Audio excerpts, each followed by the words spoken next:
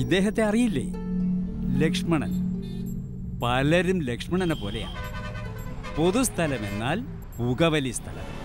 അവർക്ക് റോഡെന്നില്ല, ഓഫീസെന്നില്ല, bus stand എന്നില്ല, cinema theatre എന്നില്ല, സ്കൂൾ പരിസരമെന്നില്ല. നമ്മുടെ സ്വാതന്ത്ര്യം മറ്റൊരാളുടെ മൂക്കിൻ തുമ്പോളം മാത്രമേ ഉള്ളൂ എന്നാണല്ലോ വയ്പ്.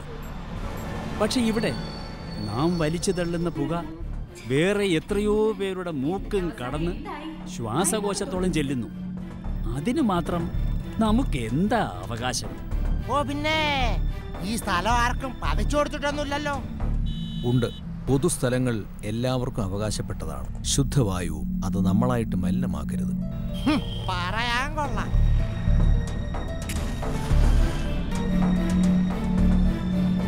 പൊതുസ്ഥലത്തെ പുകവലി കുറ്റകരമാണ്, നിയമലംഘനമാണ്.